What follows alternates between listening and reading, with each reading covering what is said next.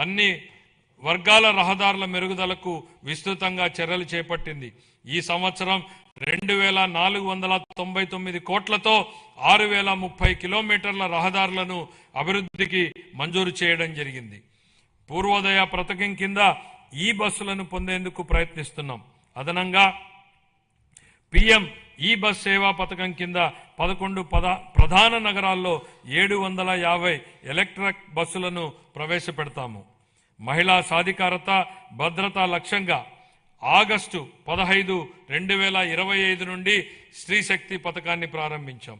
జనవరి 26 నాటికి దాదాపు 40 కోట్ల మహిళా ప్రయాణికులు ఈ పథకం ద్వారా లబ్ధి పొందారు. 26-27లో MDRలు మరియు రాష్ట్ర రహదారులపై లక్షిత పునరుద్ధరణల ద్వారా గుంతల రహిత రహదారులను నిర్మిస్తాం. ట్రాఫిక్ నియంత్రణ, భద్రతా ఆడిట్లు, సీసీ కెమెరాలు, రాస్తే సాంకేతిక జోక్యాల ద్వారా రోడ్డు భద్రతను బలోపేతం చేస్తాం. రవాణా రహదారులు మరియు భవనాల శాఖకు 9856 కోట్ల రూపాయలను కేటాయించాలని ప్రతిపాదిస్తున్నాను. గనులు మరియు భూగర్భ శాఖ గత పాలనలో గనుల రంగం వ్యక్తిగత లాభాల కోసం వినియోగించబడింది. మా ప్రభుత్వం పౌర కేంద్రిత ఖనిజ పాలనకు ప్రాధాన్యత ఇస్తూ జూలై 24లో ఉచిత ఇసుక విధానాన్ని ప్రవేశపెట్టింది. కేవలం ఆపరేషన్ ఖర్చులను మాత్రమే వసూలు చేస్తూ ఇసుకను అందుబాటులో ఉంచింది. ఉచిత ఇసుక విధానం ఉన్నప్పటికీ డిజిటల్ పర్యవేక్షణ, అనుసరణ సంస్కరణల ద్వారా ఈ సంవత్సరం గనుల ఆదాయం 33% వృద్ధిని సాధించింది. యువజనాభివృద్ధి, క్రీడలు, పర్యాటకం మరియు సంస్కృతి ఏపీ పర్యాటక విధానం 24-29 ద్వారా పరిశ్రమ హోదా, మూలధన సబ్సిడీలు, SGST రీయింబర్స్మెంట్లు, స్టాంప్ డ్యూటీ మినహాయింపులు, పారదర్శక భూ కేటాయింపులతో ప్రగతిశీల విధానాన్ని అమలు చేస్తున్నాం. ఏపీ భూపర్యాటక భూ కేటాయింపు విధానం 2025 ద్వారా గణనీయంగా ప్రైవేటు భాగస్వామ్యానికి, క్యారవాన్ టూరిజం మరియు హోమ్ స్టేల రంగాలలో ఆకర్షించడమైనది.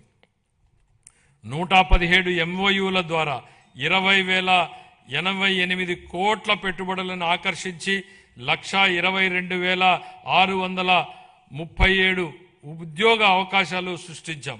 6,681 కోట్ల విలువైన ప్రాజెక్టులు అమల్లో ఉన్నాయి. రాష్ట్ర విభజన తర్వాత గరిష్టంగా 428 కోట్ల రూపాయల కేంద్ర పర్యాటక గ్రాంట్ లభించింది. సూర్యలంక, అఖండ గోదావరి, గండికోట, సింహాచలం, బొర్రా గుహలు, అహోబిలం, నాగార్జున సాగర్ వంటి ప్రాంతాల్లో మౌలిక సదుపాయాల అభివృద్ధి జరుగుతోంది. రాష్ట్రం 7 ప్రధాన కేంద్రాలు మరియు 25 పైగా థీమాటిక్ సర్క్యూట్లతో కూడిన బహుముఖ పర్యాటక గ్రిడ్ను అభివృద్ధి చేసింది. సంవత్సరానికి 60 పైగా ఉత్సవాల నిర్వహణ ద్వారా సాంస్కృతిక పర్యాటకాన్ని ఉత్తేజపరిచి ఆంధ్రప్రదేశ్ను భారతదేశంలో అభివృద్ధి చెందుతున్న అనుభవాల రాజధానిగా స్థాపిస్తోంది. తిరుపతిని ప్రపంచ స్థాయి పర్యాటక గమ్యస్థానంగా తీర్చిదిద్దేందుకు కేంద్ర ప్రభుత్వంతో సమన్వయంతో చేస్తూ మౌలిక సదుపాయాలను బలోపేతం చేస్తామని మీకు తెలియజేయడానికి సంతోషిస్తున్నాను. ఈ కార్యక్రమంలో భాగంగా ప్రపంచ స్థాయి పర్యాటక వసతులతో పాటు హోటళ్లతో పాటు వినోద ప్రదేశాలు ఏర్పాటు చేయడం జరుగుతుంది. గోదావరి పుష్కరాల సందర్భంగా యాత్రికులకు భద్రతతో కూడిన ఆధ్యాత్మిక అనుభవం కల్పించేందుకు సమగ్ర ఏర్పాట్లు చేస్తున్నాం. దీనికి ప్రారంభంగా 60 కోట్లను కేటాయించాలని ప్రతిపాదిస్తున్నాం. 26-27 ఆర్థిక సంవత్సరానికి గాను యోజనాభివృద్ధి, పర్యాటకం మరియు సంస్కృతి శాఖకు 439 కోట్ల రూపాయల కేటాయింపును ప్రతిపాదిస్తున్నాను. ఖాతాలు 24-25 ఆంధ్రప్రదేశ్ రాష్ట్రానికి సంబంధించి ఆర్థిక లెక్కలను కంట్రోలర్ అండ్ ఆడిటర్ జనరల్ పరిధిలోని అకౌంటెంట్ జనరల్ కార్యాలయం వారు ఖరారు చేసిన ప్రకారం 24-25 ఆర్థిక సంవత్సరానికి ఆదాయ లోటు 60,285 కోట్లు, ఆర్థిక లోటు 81,362గా నమోదయ్యాయి. ఇవి రాష్ట్ర స్థూల దేశీయోత్పత్తిలో GSDPలో వరుసగా 3.79% మరియు 5.11%గా ఉన్నాయి. సవరించిన అంచనాలు 25-26 ఆర్థిక సంవత్సరానికి సవరించిన అంచనాల ప్రకారం రెవెన్యూ వ్యయం 2,38,021 కోట్ల రూపాయలు కాగా మూలధన వ్యయం 39,498 కోట్ల రూపాయలు. రెవెన్యూ లోటు సుమారు 41,118 కోట్లు రూపాయలు కాగా ఇదే కాలానికి ద్రవ్య లోటు సుమారు 80,567 కోట్ల రూపాయలుగా ఉంది. ఇవి రాష్ట్ర స్థూల దేశీయోత్పత్తిలో వరుసగా 2.33% మరియు 4.57%గా ఉన్నాయి. బడ్జెట్ అంచనాలు 26-27 ఆర్థిక సంవత్సరానికి మొత్తం 3,32,205 కోట్ల రూపాయలను ప్రతిపాదిస్తున్నాను. అందులో ఆదాయ వ్యయం 2,56,143 కోట్ల రూపాయలు, మూలధన వ్యయం 53,915 కోట్లుగా అంచనా వేయబడింది. ఆదాయ లోటు సుమారు 22,002 కోట్లు కాగా ఆర్థిక లోటు సుమారు 75,868 కోట్లుగా ఉండవచ్చని అంచనా. ఇవి రాష్ట్ర స్థూల దేశీయోత్పత్తిలో వరుసగా 1.88 మరియు 3.84% ఉండనున్నాయి. ముగింపు. ఈరోజు మనం ఎంచుకున్న మార్గాలే రేపటి మన భవిష్యత్తును నిర్ణయిస్తాయి. ఈ స్ఫూర్తికి ఈ బడ్జెట్ అర్థం పడుతోంది. ఇది కేవలం మన రాష్ట్రాన్ని రేపటి కోసం సిద్ధం చేసేందుకు ఉద్దేశించింది మాత్రమే కాదు, భవిష్యత్ తరానికి మేలు బాటలు పరిచే బడ్జెట్. ఇది ఆకాంక్షల్ని బాధ్యతల్ని సమతుల్యం చేస్తుంది. ఈ బడ్జెట్ కేవలం వృద్ధి లెక్కలు చెప్పేది మాత్రమే కాదు, ఇది రాష్ట్ర భవిష్యత్ ఆర్థిక గమనాన్ని లక్ష్యాన్ని బలంగా చాటి చెబుతుంది. ఇది కేవలం తాత్కాలిక ఉపశమనం కలిగించేది కాదు, దీర్ఘకాలిక లక్ష్యాల సాధనకు ఉద్దేశించిన దార్శనిక పత్రం.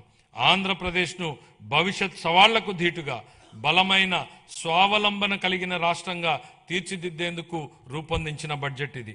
రాష్ట్రం ఇకపై సాగించబోయే ప్రయాణానికి క్రమశిక్షణ, సాహసోపేత నిర్ణయాలు, సమిష్టి కృషి అవసరం. లక్ష్య సాధనలో ఖచ్చితంగా విజయం సాధిస్తామన్న భరోసాతో ఉన్నాం. ఎందుకంటే మన కలలను సాకారం చేయడంలో తిరుగులేని నాయకుడు, దార్శనికుడు శ్రీ చంద్రబాబు నాయుడు గారి నాయకత్వం ఉంది. భారతదేశాన్ని అగ్రస్థానంలో నిలబెట్టేందుకు, తిరుగులేని శక్తిగా తీర్చిదిద్దేందుకు అవిశ్రాంత కృషి చేస్తున్న ప్రధాని శ్రీ నరేంద్ర మోడీ గారి అండదండలు, ఉప ముఖ్యమంత్రి శ్రీ పవన్ కళ్యాణ్ గారి విశ్వసనీయ భాగస్వామ్య సహకారం మరింత ఉత్సాహంతో లక్ష్యాన్ని చేరేలా ప్రేరణనిస్తాయి. ఆ నాయకులిచ్చే స్ఫూర్తి మనల్ని మెరుగైన భవిష్యత్తు వైపు నడిపిస్తుంది. ప్రజలు వేసే ప్రతి ఓటులో వారి ఆశలు, ఆకాంక్షలు నిక్షిప్తమై ఉంటాయి. ప్రతి ఓటు వెనుక ప్రజల ఆకాంక్షల్ని మనం నిరంతరం గుర్తుపెట్టుకోవాలి. వాటిని సాకారం చేసేందుకు ప్రతిరోజు, ప్రతి క్షణం మనం కృషి చేయాలి. పరిపాలన అంటే అధికారం చెలాయించడం కాదు, ప్రజలకు సేవ చేయడం. ఈ బడ్జెట్ను మనం దీని పరిణామాన్ని బట్టి కాకుండా ఎంత నిబద్ధతతో దీన్ని అమలు చేశామన్న దాన్ని బట్టి చూడాలి. దీనిలో చేసిన ప్రకటనల్ని బట్టి కాకుండా అవి ప్రజల జీవితాలపై ఎలాంటి ప్రభావాన్ని చూపాయన్న దాన్ని బట్టి గుర్తుపెట్టుకోవాలి. ప్రజలు మాపై ఉంచిన అచంచల విశ్వాసానికి కృతజ్ఞతలు తెలియజేస్తూ, వారికి సేవ చేసే భాగ్యాన్ని మాకు కల్పించినందుకు ధన్యవాదాలు తెలియజేస్తూ ఈ బడ్జెట్ను గౌరవ సభ ఆమోదం కోసం సమర్పిస్తున్నాను. జై ఆంధ్రప్రదేశ్, జై హింద్.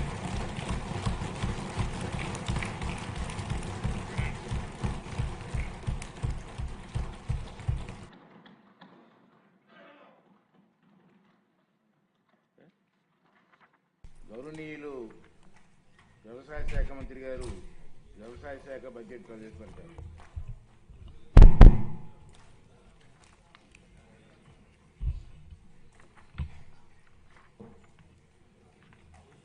గౌరవ సభాపతి, గౌరవ ముఖ్యమంత్రి వర్యులు, గౌరవ ఉప ముఖ్యమంత్రి వర్యులు, గౌరవ సహచర మంత్రివర్గ సభ్యులు, గౌరవ సభ్యులందరికీ నా హృదయపూర్వక నమస్కారాలు. స్వేదముతో భూమిని సేద్యం చేసి జీవనానికి అన్నం ప్రసాదించే రైతన్నకు నా వందనాలు. దేశానికి ఆహార భద్రతను అందిస్తూ అహర్నిశలు శ్రమించే రైతన్నలకు హృదయపూర్వక నమస్కారాలు అర్పిస్తూ మూడవసారి వ్యవసాయ బడ్జెట్ను ఈ గౌరవ సభలో ప్రవేశపెట్టే అవకాశాన్ని కల్పించిన గౌరవ ముఖ్యమంత్రి శ్రీ నారా చంద్రబాబు నాయుడు గారికి నా కృతజ్ఞతలు తెలియజేస్తున్నాను. వ్యవసాయ ప్రధానమైన మన రాష్ట్రంలో 62% జనాభా వ్యవసాయం అనుబంధ కార్యకలాపాలపై ఆధారపడి ఉన్నారు. వ్యవసాయం లాభసాటిగా మారితేనే గ్రామీణ ఆర్థిక వ్యవస్థ బలపడుతుంది. గ్రామీణ ఆర్థిక వ్యవస్థ బలంగా ఉంటేనే రాష్ట్రం ఆర్థికంగా సుభిక్షంగా ఉంటుంది. రాష్ట్ర ఆర్థిక సౌధానికి మూల స్తంభంగా నిలిచిన వ్యవసాయ రంగాన్ని మరింత పటిష్టం చేసి రైతును రాజుగా నిలబెట్టాలనే సంకల్పంతో గౌరవ ముఖ్యమంత్రి శ్రీ గారి నాయకత్వంలో ఎన్డీఏ ప్రభుత్వంలో వ్యవసాయ అనుబంధ శాఖలు మరింత పురోగతి సాధిస్తున్నాయి. యువత వ్యవసాయం వైపు మరలాలి అంటే వ్యవసాయం లాభదాయ వృత్తిగా మారాలి. రైతును రాజుగా చేయడానికి గౌరవ ముఖ్యమంత్రి గారు రైతన్న మీకోసం కార్యక్రమాన్ని ప్రారంభించారు. ఇందులో పంచసూత్రాలైన నీటి భద్రత, డిమాండ్ ఆధారిత పంటలు, అగ్రిటెక్, ఫుడ్ ప్రాసెసింగ్, ప్రభుత్వం నుంచి మద్దతు అనే అంశాలకి అధిక ప్రాధాన్యత కల్పించి రైతు సంక్షేమం కోసం ప్రభుత్వం కట్టుబడి పనిచేస్తుంది. అందుకు ఆంధ్రప్రదేశ్ ప్రభుత్వం స్వర్ణాంధ్ర 2047 సాధన కోసం రూపొందించినటువంటి 10 సూత్రాల్లో వ్యవసాయ రంగానికి సంబంధించి ఫార్మర్ అగ్రిటెక్ ముఖ్యమైనటువంటి సూత్రం ఉంది. Deep technology, artificial intelligence, internets of things, drones, robotics, ఉపగ్రహ ఆధారిత వ్యవస్థల వంటి ఆధునిక సాంకేతికల ద్వారా వ్యవసాయాన్ని లాభసాయకంగా మార్చడానికి అధిక ఆదాయ రంగంగా తీర్చిదిద్దేందుకు గౌరవ ముఖ్యమంత్రి గారు దిశానిర్దేశం చేస్తున్నారు. ఆహారపు అలవాట్లలో వచ్చిన మార్పుల ఆధారంగా డిమాండ్ ఆధారిత పంటలను రైతులు సాగు చేసేలా తగు చర్యలు తీసుకోవాలని ఆదేశించారు. ఒకప్పుడు ప్రజలకి 3 పూట్ల తిండి దొరికితే చాలు ఆ ప్రభుత్వాలు అత్యంత ప్రభావవంతమైనటువంటి ప్రభుత్వాలుగా భావించబడేవి. కానీ నేడు అంతకు మించి మన విజనరీ సీఎం గారు పురుగు మందులు, ఎరువుల అవశేషాలు లేని అధిక పోషక విలువలు కలిగిన పంటలను సాగు చేసి ప్రధాన లక్ష్యంతో వ్యవసాయ రంగాన్ని నడిపించడం జరుగుతుంది. అందుకు ప్రకృతి వ్యవసాయం, డిజిటల్ పద్ధతులు పాటించడం, సాంప్రదాయ పంటల నుంచి అధిక ఆదాయం చేకూర్చే పంటల సాగు వైపు పంటలను మార్పిడి ప్రోత్సహించడం, పండిన పంటలకు గిట్టుబాటు ధర కల్పించడం, పంట కోత అనంతర నష్టాలను తగ్గించడం, తద్వారా అధిక విలువలు జోడించడం ఈ ప్రభుత్వం యొక్క ప్రాధాన్యతలుగా స్వీకరించాం. రైతు కన్నీరు దేశానికి అవమానమని దాశరథి గారు చేతికి వచ్చే పంటను కాపాడుకోవడానికి చినుకు కోసం రైతు ఆకాశం వైపు ఆశగా చూసే దౌర్భాగ్యం పోవాలి. వ్యవసాయం ఋతుపవనాలతో జోదమనే నాడును పోవాలి. అందుకు మా విజనరీ సీఎం గారు ముందు చూపుతో అటు స్థిరమైన సాగునీటి సౌకర్యాలు కల్పనకు మరియు బిందు సేద్యంపై ప్రత్యేక దృష్టి సారించారు. పోలవరం, పట్టిసీమ, హంద్రీనెవ, ఉందరాంధ్ర సుజల స్రవంతి, వంశధార నాగావళి అనుసంధానం, తోటపల్లి మహేంద్ర తనయ, చింతలపూడి ఎత్తిపోతల పథకం, వంశధార పేజ్ 1 and 2, శ్రీశైలం, ధవళేశ్వరం గేట్లు పునరుద్ధరణ, వెలుగొండ, తారక రామ సాగర తీర్థం వంటి ప్రాజెక్టులు పూర్తి చేసి ప్రతి ఎకరానికి సాగునీరు అందించేందుకు చర్యలు తీసుకుంటున్నాం. ఆంధ్రప్రదేశ్ రాష్ట్రం జిఎస్డిపి 17,62,350 కోట్ల రూపాయలు 2025-26 మొదటి ముందస్తు అంచనా ప్రస్తుత ధరలో నమోదు కాగా వ్యవసాయ రంగం వాటా 33.2%తో 5,39,454 కోట్ల రూపాయలు అందించింది. భారతదేశం యొక్క వ్యవసాయ రంగం వృద్ధి రేటు 0.80% కాగా మన ప్రభుత్వం తీసుకున్న చర్యల వలన మన రాష్ట్ర వ్యవసాయ రంగం వృద్ధి రేటు 7.83%గా నమోదైంది. దేశ వ్యవసాయ రంగం ఉత్పత్తిలో ఆంధ్రప్రదేశ్ రాష్ట్ర వాటా 10% అని గర్వంగా తెలియజేస్తున్నాను. అధ్యక్ష, ఆంధ్రప్రదేశ్ రాష్ట్రం జిఎస్డిపి వ్యవసాయం మీద 57,406 కోట్ల రూపాయలు అందించింది. వృద్ధి రేటు పరంగా చూస్తే 3.91%గా నమోదైంది. స్వర్ణాంధ్ర 2047 లక్ష్య సాధనంలో భాగంగా ఈ రంగంలో 15% వార్షిక వృద్ధి రేటు సాధించేందుకు 11 వ్యవసాయ పంటలను గ్రోత్ ఇంజిన్లుగా గుర్తించాం.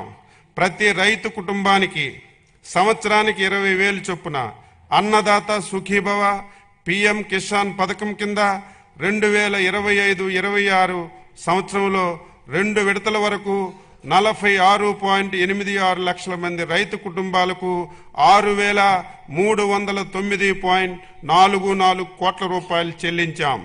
2026-2027 సంవత్సరం గాను 6,600 కోట్ల రూపాయలు బడ్జెట్లో ప్రతిపాదించాం. ధాన్యం సేకరణకు సంబంధించి పాత బకాయిలు 1,674.47 కోట్ల రూపాయలు చెల్లించి రైతులకు ఆదుకున్నాం.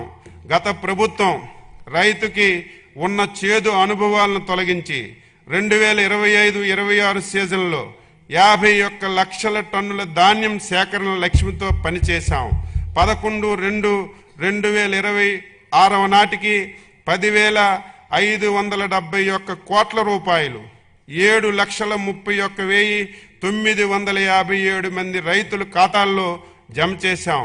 అందులో 55% డబ్బులు 8 గంటల లోపే వేశాం.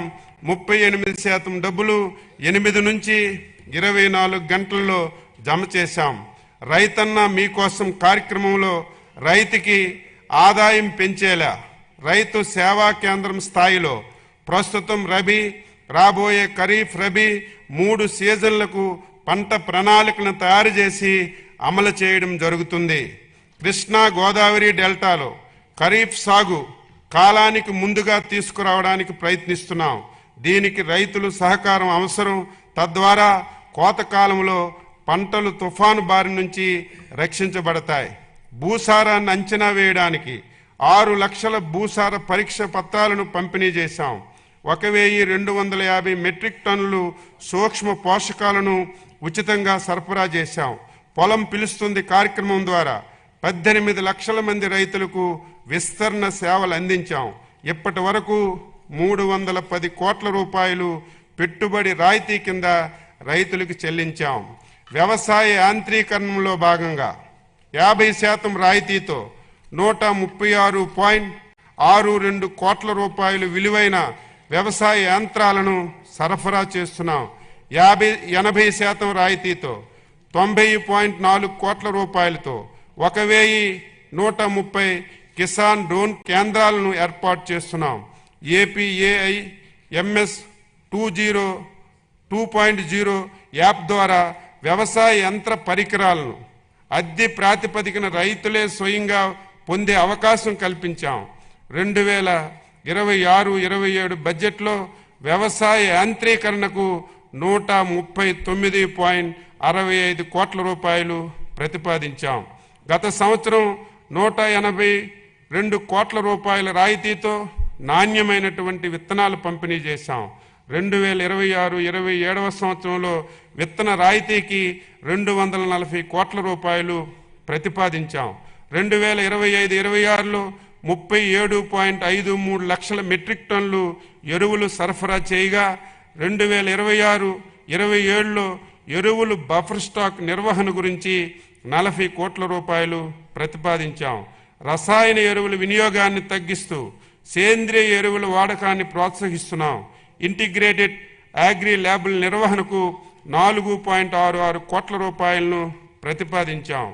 వరి పంట దిగుబడిని శాస్త్రీయంగా అంచనా వేయడానికి ఉపగ్రహ సాంకేతిక సాయంతో ఎస్టెక్ విధానాన్ని రాష్ట్రంలో 10 జిల్లాల్లో అమలు చేస్తున్నాం. 2026-27లో పంటల బీమా పథకం అమలు కొరకు 250 కోట్ల రూపాయల్ని ప్రతిపాదించాం. 8,489 రైతు సేవా కేంద్రాల నిర్వహణకు 2026-27లో 15.68 కోట్ల రూపాయలను ప్రతిపాదించాం. వడ్డీ లేని రుణాల పథకానికి 250 కోట్ల రూపాయలు ప్రతిపాదించాం. స్మార్ట్ అండ్ ప్రెసిషన్ అగ్రికల్చర్ ఈ పంట యాప్లో తీసుకువచ్చినటువంటి కొత్త ఫీచర్ల ద్వారా రైతు తమకు తామే పంట నమోదు చేసుకోవడానికి, ధృవీకరించుకోవడానికి, ఫిర్యాదులు చేయడానికి అవకాశాన్ని కల్పించాం. భవిష్యత్తులో రైతులకు సంబంధించిన అన్ని పథకాలను పారదర్శకంగా అందించడానికి ప్రతి రైతుకు ఫార్మర్ రిజిస్ట్రీ ద్వారా ఒక విశిష్ట గుర్తింపు సంఖ్యను ఇస్తున్నాం. దీని ద్వారా ఇప్పటికీ 46.59 లక్షల మంది రైతులు వివరాలని నమోదు చేశాం. పంటల ఆరోగ్య పర్యవేక్షణలో భాగంగా 40 లక్షల రైతులకు పంట దశలో చీడపీడల హెచ్చరికలు, వాతావరణ సూచనలు మరియు నివారణ చర్యలపై 5 కోట్ల SMSలు పంపి పంట నష్టాన్ని తగ్గించడంలో సహకరించాం. గౌరవ ముఖ్యమంత్రి శ్రీ నారా చంద్రబాబు నాయుడు గారు ఉదహరించిన విధంగా రాజకీయ నాయకత్వం, అనుకూల విధానాలు, రైతుల నేతృత్వంలోని సంస్థలు సమన్వయంగా పనిచేస్తేనే విస్తృత స్థాయిలో మార్పు వాస్తవంగా రూపుదిద్దించుకుంటుంది. ప్రకృతి వ్యవసాయంలో ఆంధ్రప్రదేశ్ దేశానికి ఒక రోల్ మోడల్గా నిలిచింది. పురుగు మందులు, ఎరువుల అవశేషాలు లేని అధిక పోషకాహార విలువలు కలిగిన ఆహార ధాన్యాలను అందించడానికి, రైతు అధిక ఆదాయం కల్పించడానికి ప్రకృతి వ్యవసాయాన్ని గత దశాబ్ద కాలంగా మన ప్రభుత్వం ప్రోత్సహిస్తూ వస్తుంది. National mission on natural farming పథకం సాయంతో రాష్ట్రంలోని అన్ని మండలాల పరిధిలో 8,357 గ్రామాల్లో APCNF కార్యక్రమాలు అమలు చేస్తున్నాం. ఉత్తమ ప్రకృతి వ్యవసాయ విధానాల్ని అవలంబిస్తున్నటువంటి 12,319 మంది ఛాంపియన్ రైతులను క్షేత్రస్థాయి రైతులు శిక్షలుగా తయారు చేశాం. వారిలో 66% మంది మహిళలు ఉండడం విశేషం. ప్రకృతి వ్యవసాయ ఉపకరణాలను అందుబాటులో ఉంచడానికి 1,712 బయో సెంటర్లని ఏర్పాటు చేశాం. 2.83 లక్షల మంది రైతులు 3.55 లక్షల ఎకరాల్లో రసాయన రహిత S2S వ్యవసాయాన్ని అనుసరించారు. 10.38 లక్షల మంది ప్రకృతి వ్యవసాయ రైతులు PGS సర్టిఫికేషన్లతో నమోదు చేసుకున్నారు. 33,000 మంది రైతులు స్కోప్ ఆర్గానిక్ ధృవీకరణ పత్రాన్ని పొందారు. 2026-27 సంవత్సరంలో APCNF కింద మొత్తం బడ్జెట్ ప్రతిపాదనలు 208 కోట్ల రూపాయలు. రైతు సంక్షేమానికి, రాష్ట్ర ఆర్థిక ప్రగతికి కీలకంగా నిలుస్తున్నటువంటి వ్యవసాయ శాఖకు 2026-27 వార్షిక బడ్జెట్లో 12,152.32 కోట్ల రూపాయలు ప్రతిపాదిస్తున్నాం. ఉద్యాన శాఖ పంట పండించే రైతుకు స్థిరమైన ఆదాయ భరోసా కల్పించడమే ప్రభుత్వ లక్ష్యం. దీనికి ఉద్యాన పంటలే కీలకం. సాంప్రదాయ సాగు నుంచి అధిక ఆదాయమిచ్చే ఉద్యాన పంటల వైపు రైతులను ప్రోత్సహించడంతో ఉద్యాన శాఖ నిబద్ధతతో పనిచేస్తుంది.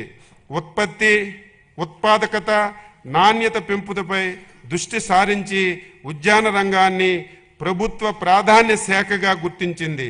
రాష్ట్ర GSDPకి ఉద్యాన శాఖ 1,52,952 కోట్ల రూపాయలు సమకూరుస్తుంది.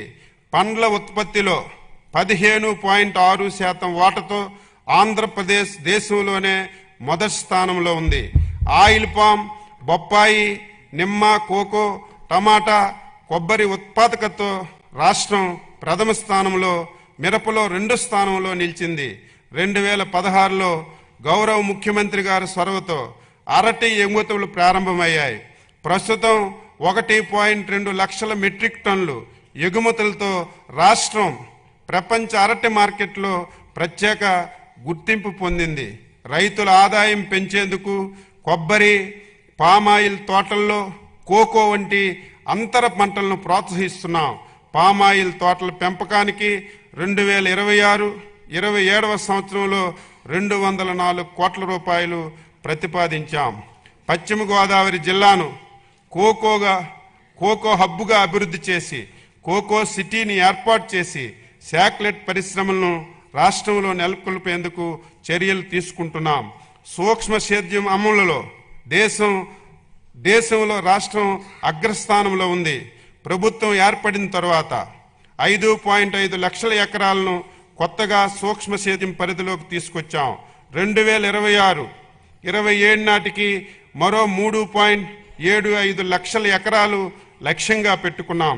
ఆటోమేషన్ విధానం ద్వారా 18,750 ఎకరాలను ఈ ఏడాది సబ్సిడీ అందించి నీరు, ఎరువులు ఆదాతో పాటు రైతు అధిక ఆదాయం కల్పిస్తున్నాం. 2026-27 సంవత్సరంలో 475 కోట్ల రూపాయలు ప్రతిపాదించాం. పంటల వైవిధ్యం ద్వారా 2026-27లో సాంప్రదాయ పంటల నుంచి ఉద్యాన వాణిజ్య పంటల కింద 5 లక్షల ఎకరాలను మార్చాలని లక్ష్యంగా పెట్టుకున్నాం.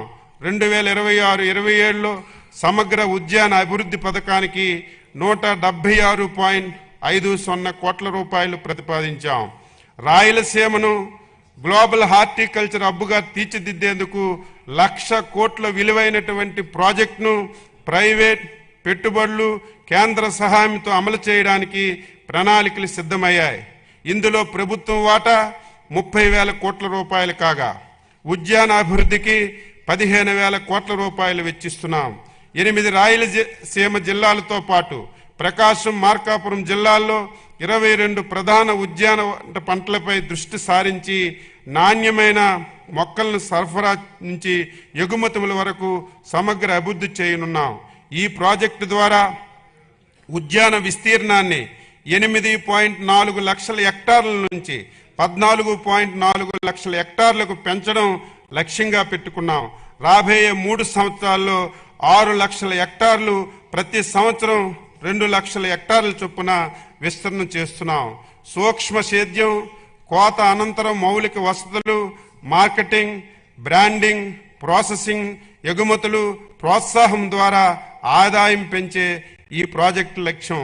2026-27 సంవత్సరంలో ఉద్యాన శాఖకి 1123.86 కోట్ల రూపాయలు బడ్జెట్లో ప్రతిపాదిస్తూ రైతు సంక్షేమం మరియు రాష్ట్ర ఆర్థిక వృద్ధికి ఉద్యాన రంగాన్ని అభివృద్ధి చేస్తున్నాం.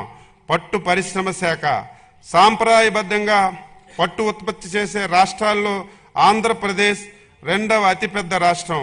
రాష్ట్రంలో 1.52 లక్షల ఎకరాల్లో పట్టు సాగు చేస్తున్నారు. 2025-26లో 90% రాయితీతో షెడ్యూల్ తెగలు పట్టు రైతులకు 2.98 కోట్ల రూపాయలు, షెడ్యూల్ కులాల పట్టు రైతులకు 1.92 కోట్ల రూపాయలు ఖర్చు చేయడమైంది.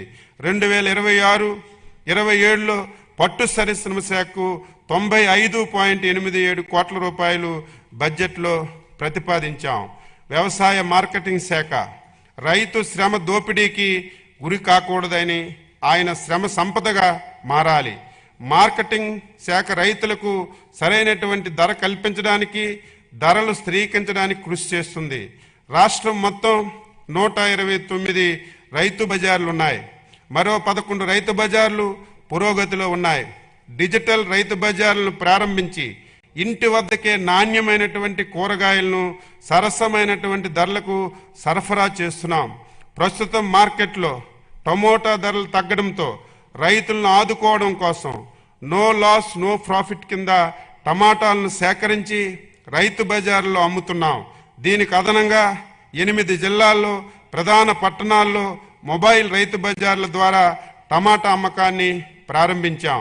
రాష్ట్రంలో 5 ప్రాంతాల్లో విశాఖపట్నం, ఎంవిపి కాలనీ, గోపాలపట్నం, విజయవాడ, గుంటూరు, తిరుపతిలో పీపీపీ పద్ధతిలో అత్యాధునిక రైతు బజార్లు నిర్మిస్తున్నాం. ఇందులో వినియోగదారులకు అవసరమైన ఆధునిక సదుపాయాలు, కోల్డ్ స్టోరేజ్లు, డిజిటల్ యాప్ ద్వారా లావాదేవీలు మొదలగు సదుపాయాలు కల్పిస్తాం.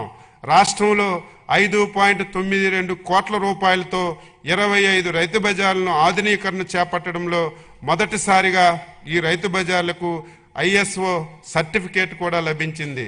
గత 20 నెలల్లో రాష్ట్రంలో ఏ పంట ధర తగ్గినా ఏ ఒక్క రైతు నష్టపోకూడదన్న లక్ష్యంతో ధరల స్థిరీకరణకు గత బడ్జెట్లో 300 కోట్ల రూపాయలు పెట్టినప్పటికీ దాదాపు రెడ్డెప్పుగా 588 కోట్ల రూపాయలు ఖర్చు చేసి సుమారు 1,00,000 మంది రైతులకు ప్రభుత్వం ఆదుకుంది. ఇది రైతుల పట్ల ప్రభుత్వానికి ఉన్న నిబద్ధతని తెలియపరుస్తున్నాను. ఇందులో తోతాపురి మామిడికి రైతులకు 190 కోట్ల రూపాయలు, కడప కర్నూలు ఉల్లి రైతుల నుంచి ఉల్లు కొనుగోలుకు 17.56 కోట్ల రూపాయలు, ఉల్లి పంట నష్టపరిహారం కింద హెక్టార్కి 25,000 రూపాయలే ఉన్న పరిహారాన్ని 50,000గా పెంచి ఉల్లి రైతులకు 128.33 కోట్ల రూపాయలు చెల్లించాం. అలాగే పొగాకు రైతులకు 240 కోట్ల రూపాయలు, కోకో రైతులకు 12 కోట్ల రూపాయలు చెల్లించాం. 2026-27 ధరల స్థిరీకరణ నిధి కింద 500 కోట్ల రూపాయలు ప్రతిపాదించాం. కానీ అవసరమైతే అదనంగా ఎంత ఖర్చు పెట్టడానికైనా ఈ ప్రభుత్వం సిద్ధంగా ఉంది. 2026-27లో మార్కెటింగ్ శాఖకు 515.39 కోట్ల రూపాయలు బడ్జెట్లో ప్రతిపాదిస్తున్నాం. సహకార శాఖ రాష్ట్రంలో 2021 ప్రాథమిక వ్యవసాయ పరపతి సంఘాల్లో PACSలు 2017 సంఘాలు 62.34 కోట్ల రూపాయల వ్యయంతో ఈ PACSలుగా మార్పు చెందాయి. ఇవి డిజిటల్ విధానంలో రోజు లావాదేవీలు నిర్వహిస్తున్నారు. వ్యవసాయ మౌలిక సదుపాయాల నిధి PACSలకు బహుళ ప్రయోజన సౌకర్య కేంద్రాలుగా మారుస్తున్నాం. 4.37 లక్షల మెట్రిక్ టన్నులు నిల్వ సామర్థ్యంతో 780 గోదాములు నిర్మించబడ్డాయి. 2026-27 సంవత్సరానికి సహకార శాఖకు 209.30 కోట్లు బడ్జెట్లో ప్రతిపాదిస్తున్నాం. పశు సంవర్ధక శాఖ రైతులకు వ్యవసాయ ఆదాయంతో పాటు పాడితో అదనపు ఆదాయం చేకూరుతుంది.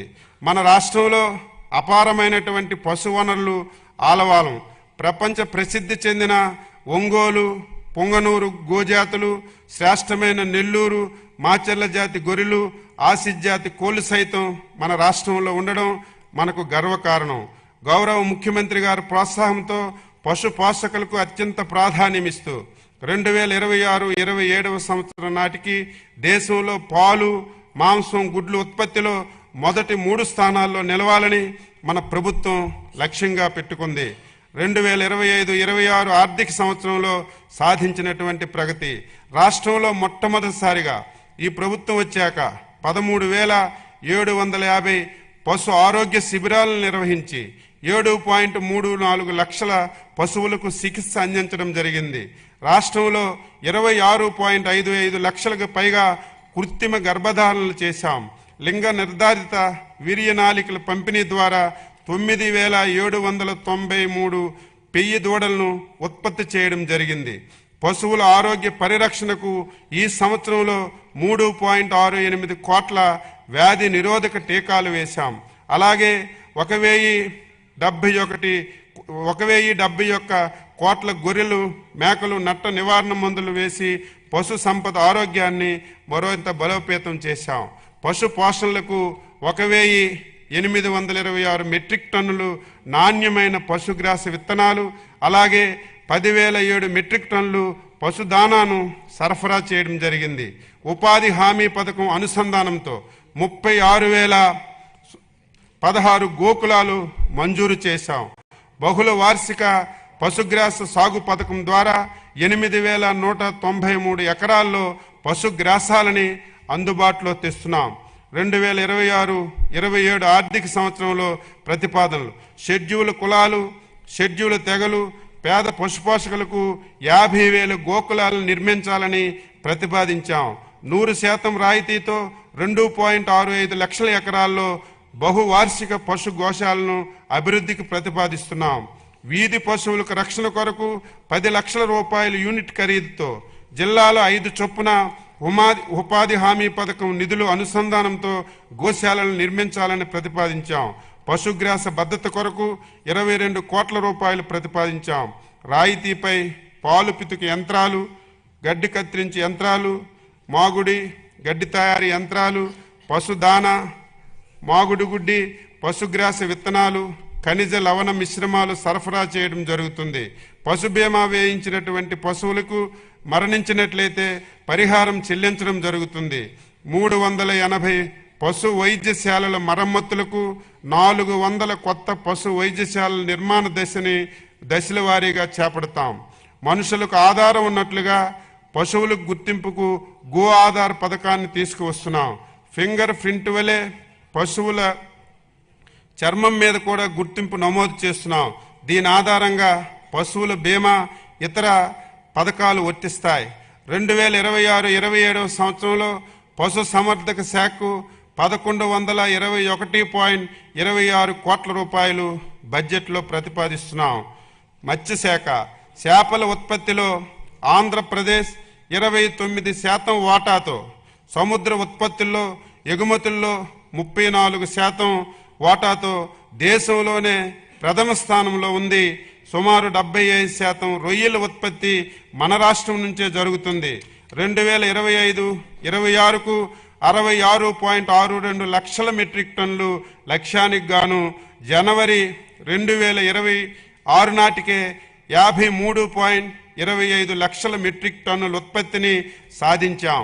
2025-26 సంవత్సరానికి మత్స్యరంగంలో 19% వృద్ధి సాధించగలిగామని అంచనా వేయడమైంది. 2026-27 సంవత్సరానికి 27% వృద్ధి రేటు సాధించాలని లక్ష్యంగా పెట్టుకున్నాం. జోన్ నాన్ జోన్ సంబంధం లేకుండా అర్హులైనటువంటి ఆక్వా రైతులకు యూనిట్కి ₹50 చొప్పున విద్యుత్తుని సరఫరా చేస్తున్నాం.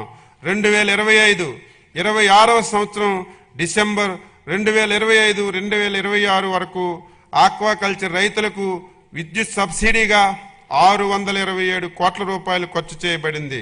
2026-27 సంవత్సరానికి అవసరమైన సబ్సిడీ మొత్తం 1145 కోట్ల రూపాయలు అంచనా వేయబడింది. ప్రస్తుత సంవత్సరంలో ఇప్పటి వరకు 2705 కొత్త ఆక్వా కనెక్షన్లు కూడా ఇవ్వబడ్డాయి. సముద్ర మత్స్య అభివృద్ధి మత్స్యకారు సేవలో పథకం కింద వేట నిషేధ కాల భృతిని 10,000 రూపాయల నుంచి 20,000 రూపాయలకి పెంచి 1,21,433 కుటుంబాలకు 242.86 కోట్ల రూపాయలు విడుదల చేశాం. డీజిల్ సబ్సిడీగా 50 కోట్ల రూపాయలతో 21,574 పడవలకు లబ్ధి చేకూర్చబడుతుంది. భద్రత మరియు రక్షణ కోసం 4,274 పడవలకు ట్రాన్స్పౌండర్లు ఏర్పాటు చేసి 27,626 మత్స్యకారులకు రక్షణ కల్పించాం.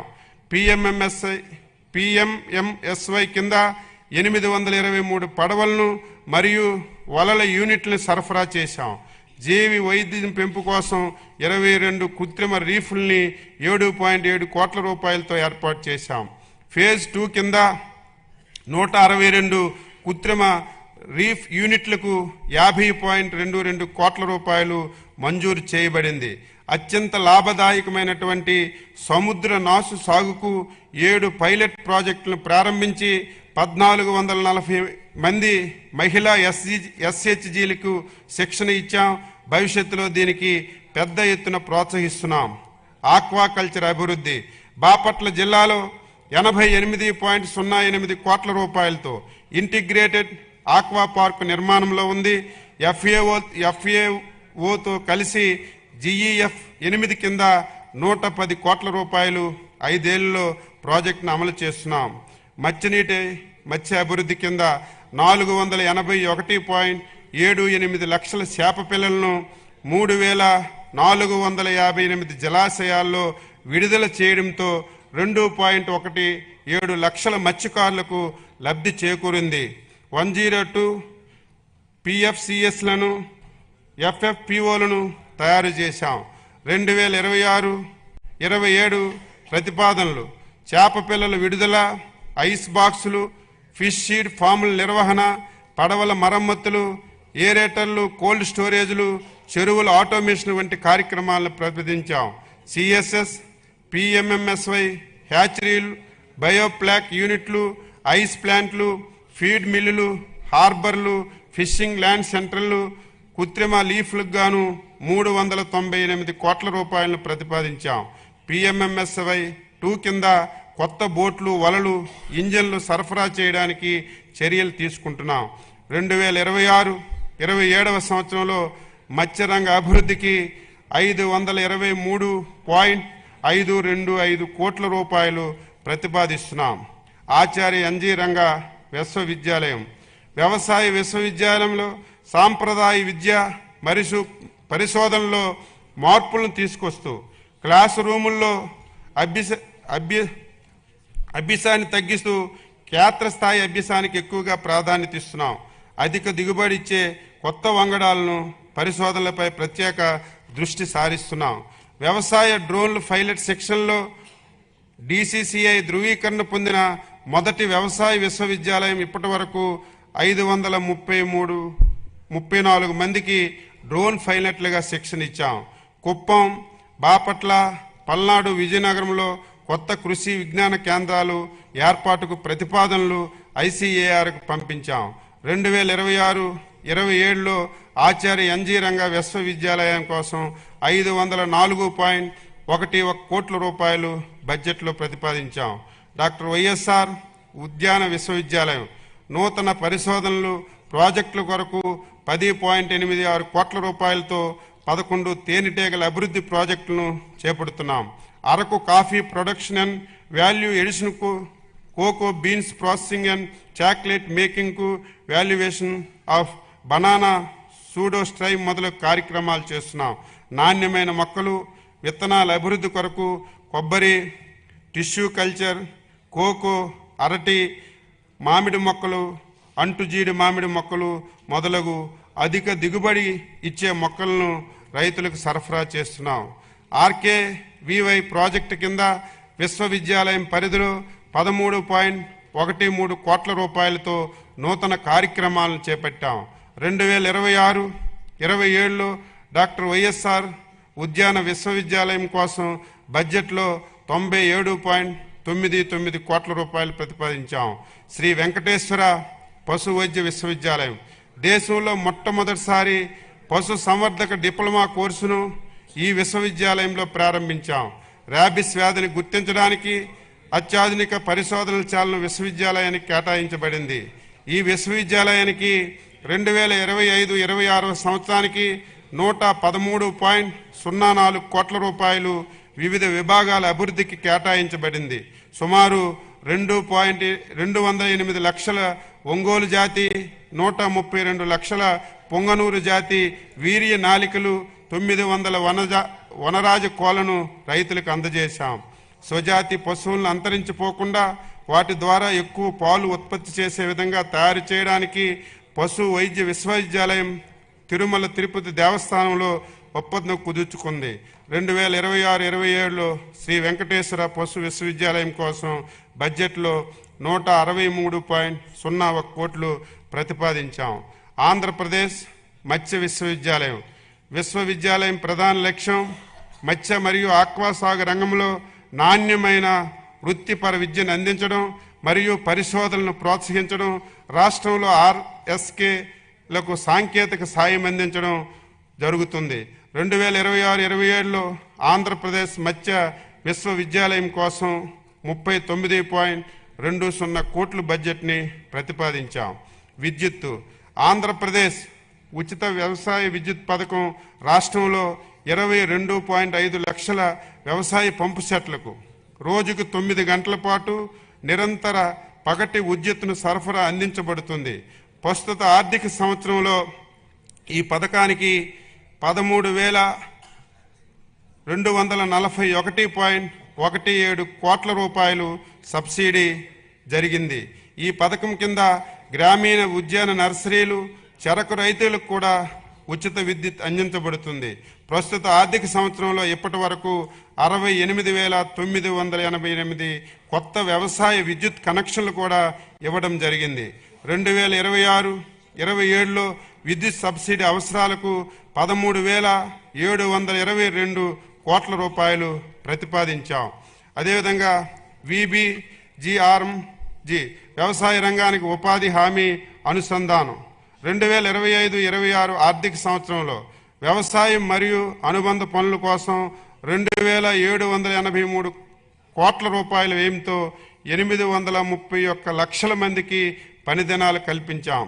2026-27 ఆర్థిక సంవత్సరానికి Viksit Bharat guarantee for Rozgar Ajeevika mission Gramin పథకం కింద వ్యవసాయం అనుబంధ పనులకు 500 కోట్ల రూపాయలు బడ్జెట్లో ప్రతిపాదిస్తున్నాం. ఎన్టీఆర్ జలసిరి 2027-26-27లో ఎన్టీఆర్ జలసిరి కార్యక్రమం కోసం బోర్లను ఉచితంగా వేయడానికి, మోటార్లను ఉచితంగా పంపిణీ చేయడానికి ప్రణాళిక సిద్ధం చేశాం. నీటి వనరుల శాఖ రైతన్న మీకోసం కార్యక్రమంలో పంచసూత్రాల్లో మొదటిదైన నీటి భద్రతకు అధిక ప్రాధాన్యత ఇస్తూ అసంపూర్తిగా ఉన్న సాగునీటి పారుదల ప్రాజెక్టుల నిర్మాణం పూర్తి చేసి అవసరమైన చోట కాలువల పూడికతీతకు నీటి వనరుల శాఖ చర్యలు తీసుకుంటుంది.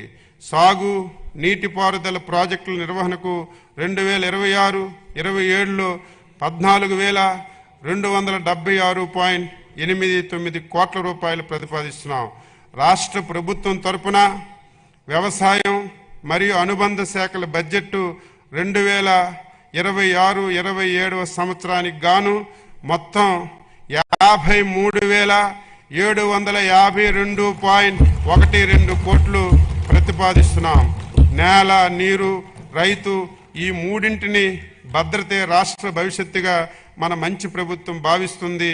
ఇక ముందు కూడా ఇదే దీక్షతో కర్షకుల అభ్యున్నతికి కృషి చేస్తామని సభాముఖంగా మనవి చేస్తూ 2026-27 బడ్జెట్ను గౌరవ సభ ఆమోదం కోసం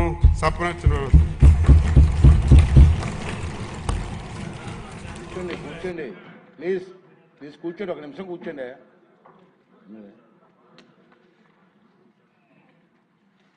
ఈరోజు ఈ బడ్జెట్ ప్రవేశపెట్టే సమయానికి మన సభకు వచ్చినటువంటి సీఎం రమేష్ గారు ఎంపీ గారు, నందిమాల ప్రసాద్ గారు, రావు కృష్ణదేవరాయలు గారు ఎంపీ గారు, అలాగే బీటెక్ రవి గారు, మల్లికార్జున రెడ్డి గారు వచ్చారు. ప్రత్యేకంగా వచ్చినందుకు వారికి నా ధన్యవాదాలు తెలియజేస్తున్నానండి. ఒక ఇంట్రెస్టింగ్ పాయింట్ చెప్పాలండి సభ ముగించే ముందు. ముఖ్యమంత్రి గారు, డిప్యూటీ ముఖ్యమంత్రి గారు కూడా వినాలి సార్. మీ సలహా మేరకు ఒక కార్యక్రమం టేకప్ చేసాం. అంటే ఈ సభకి చదువుకున్న పిల్లల్ని, స్కూల్ పిల్లలు అందరిని పిలిపించాలని చెప్పి గతంలో మీకు సలహా ఇచ్చారు. దాని ప్రకారంగా మేము డిజైన్ చేసాం సార్. మన లోకేష్ గారు అంతా కూర్చొని డిజైన్ చేసాం. ఇప్పటికీ నాకు వచ్చిన అప్లికేషన్ కాల్ ఫర్ చేసాం అన్ని స్కూల్స్కి. ఎవరికైనా ఇంట్రెస్ట్ ఉంటే అప్లికేషన్ చేయమని. ఇప్పటికి మాకు సుమారు 150 స్కూల్స్ నుంచి మా పిల్లలు వస్తారని చెప్పి రిక్వెస్ట్ లెటర్స్ వచ్చాయి. మేము స్టార్ట్ చేసాం 11, 12, 13, 14 తారీఖు చూస్తే ఇప్పటికీ 22 స్కూల్స్ నుంచి వచ్చారు సార్. ఈ రోజుకి 798 మంది వచ్చారు. 798 పిల్లలు వచ్చారు. రోజు వస్తున్నారు, కూర్చున్నారు. ఒక్కొక్క స్కూల్కి 20 half an hour minutes time ఇచ్చాం అందరికీ. ఇంకా మనకి రావాల్సింది 128 స్కూల్స్ నుంచి అప్లికేషన్స్ పెండింగ్ ఉన్నాయి సార్. ఈ సభ ముగించే లోపల వాళ్ళని కూడా పిలిపించి వాళ్ళని కూడా చూసే అవకాశం ఇస్తున్నాం సార్. నేను ఆ పిల్లలతో అయిపోయిన తర్వాత మాట్లాడుతున్నాను సార్. నేను మాట్లాడితే ఏంటంటే చాలా హ్యాపీ ఫీల్ అవుతున్నారు. మీరు చదువుకొని ఏం చేస్తారంటే ఇప్పుడు వరకు మాకు తెలియదు కానండి, ఈ సభ చూసిన తర్వాత మాకు కూడా సభలోకి రావాలన్న ఆలోచన చెప్తారు. ఇది మంచి పరిణామం సార్, మంచి కార్యక్రమం. ఈ కార్యక్రమం మీ సలహా మేరకు చేస్తున్నాం, ఇది పూర్తి చేస్తామని చెప్పి మీ అందరికి తెలియజేస్తున్నాను సార్. ప్రతిపక్ష నాయకుడు ఉంటే బాగుండు, కొంచెం వాళ్ళు చూసారు. అదేవిధంగా గౌరవ మంత్రులు సాధారణ బడ్జెట్, వ్యవసాయ బడ్జెట్ ప్రవేశపెట్టారు. 17-18 తేదీలో అంటే రాబోయే మంగళవారం, బుధవారంలో సాధారణ బడ్జెట్పై విస్తృతంగా చర్చ జరుగుతుంది. చర్చకు సన్నద్ధం కావడానికి బడ్జెట్ ప్రతిపాదన మీరందరూ కుల్లసంగా అధ్యయనం చేయవలసిన అవసరం ఉందని భావిస్తున్నాను. ఫిబ్రవరి 15-16 తేదీలో సమావేశాలకు విరామం ఇస్తున్నాం. 15-16 విరామం ఉంది కాబట్టి ఈ సమయాన్ని సభ్యులందరూ కూడా సద్వినియోగం చేసుకొని బడ్జెట్పై పూర్తి అవగాహనతో ఈ చర్చలో పాల్గొనవలసిందిగా కోరుతున్నానండి. అదేవిధంగా ఈనాటి సమావేశం ఇంతటితో ముగిసింది. తిరిగి మంగళవారం అంటే 17 ఫిబ్రవరి 2027 తారీఖు ఉదయం 9 గంటలకి మళ్ళీ కలుద్దామండి. థ్యాంక్ యూ అండి. Thank you very much.